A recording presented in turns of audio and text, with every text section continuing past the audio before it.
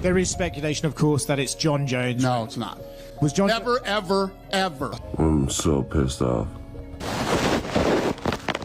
Which I told you guys 100,000 times was Jon Jones even remotely in my mind to fight at the White House. Dana White has said on Saturday, we absolutely did not talk to him. I didn't want him on. That's not true. And for Jon Jones to go out like this after all these negotiations, these back and forths, and just kind of embroiled in what he is, like, it is a bit of a shame. Then Dana going, yeah, just so you guys, I kept telling you guys, we never were negotiating with Jon. That's not true. I know for a mother fact that is not true. Jon was in heavy negotiations. Why is the UFC not giving Jon the respect he deserves financially? That's crazy to me. I gotta say this, bro, I kind of felt bad for him because it just seemed like he wanted to fight on that card bad. Is it fair to say then Jon Jones is retired and this is the end of his time? Yes. Okay. Very fair. The White House card was officially revealed last weekend at UFC 286, but there was no sign of Jon Jones on the card. Instead, Alex Pereira faced Gane for the interim heavyweight title, which was a bit surprising given that both Jones and Pereira had been calling each other out for months. Additionally, when Pereira vacated his title last month, Ariel Helwani reported that the UFC had been in talks with Jon Jones to fight Alex on the White House card. Alex Pereira is no longer the light heavyweight champion. And I can tell you right here and now that there have been some talk of him fighting Jon Jones. And there have been talks of him fighting Jon Jones on the White House card. Jon Jones on the White House card is not dead. The following day, at an unexpected event, Jon Jones confirmed that he was in negotiations with the UFC and hinted that his dream of fighting Alex Pereira was about to become a reality. I'm in negotiations with the UFC about this White House thing as well. Very, very, very proud American, and I cannot wait to represent one more time. So let's see what happens. Jon, are you going to be fighting on the, everybody's asking, are you going to be fighting on this White House card? Despite all the buzz, the UFC ultimately chose Gane as the opponent for Alex Pereira. Dana White then took aim at reporters for fueling the Jon Jones rumors during fight week, stating that Jones was never even considered for the White House card. There is speculation, of course, that it's Jon Jones. No, it's not. Was Jon Never, ever, ever, which I told you guys 100,000 times, was Jon Jones even remotely in my mind to fight at the White House. I wouldn't. First of all, I've told you why I wouldn't do it. And number two, some guy with, meta glasses on filmed him talking about his hips, that his hips are so bad. I have severe arthritis, and most people don't know that. My left hip is covered in arthritis. Damn. I actually already qualified for a hip replacement. And I don't know if you guys saw that flag football game where he can barely run.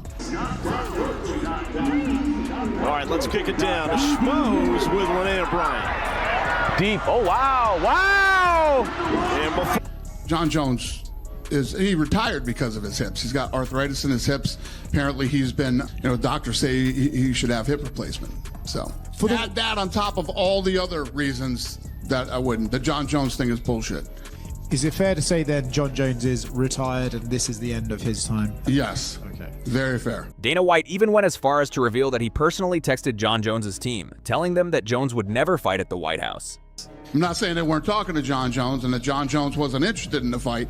And what was even crazier is Jon Jones came out and was like, I'm in negotiations right now for the White House fight, after I had already sent a text to his lawyer saying, never gonna happen ever. After Dana White's press conference on Saturday night, Jon Jones fired off a series of tweets accusing Dana of lying and claiming he was, in fact, in talks with the UFC. He expressed confusion about being thrown under the bus. The following morning, Jon went live on Instagram, sounding down and frustrated about the entire situation. I'm so pissed off.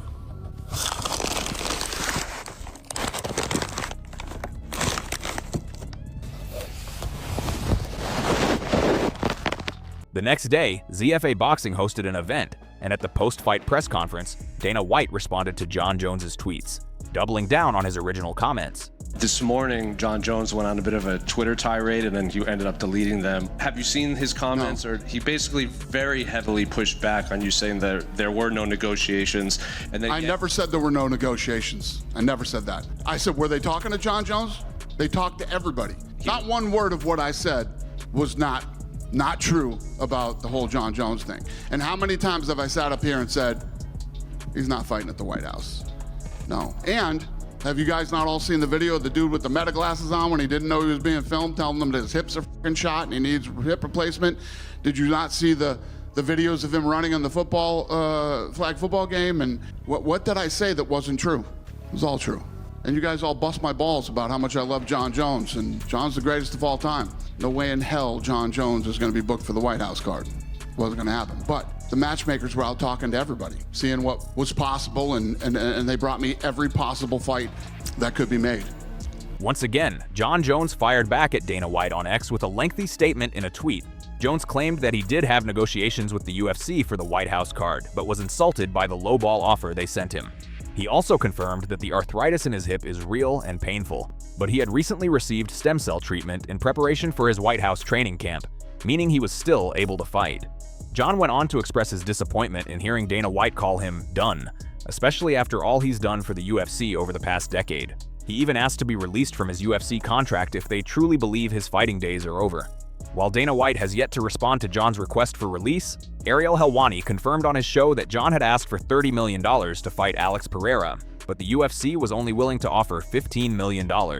I stress, the UFC 100% negotiated with Jon Jones to be a part of this card. Jon Jones wanted something similar to what he was offered last year to fight Tom Aspinall.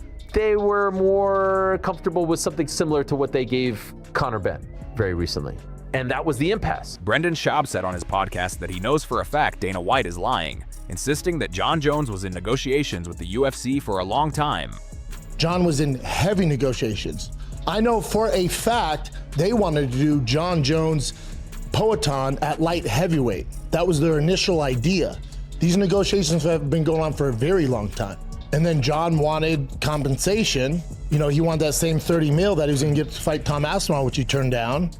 And they didn't want to play that ball game. So then you get Poatan Cyril Gane.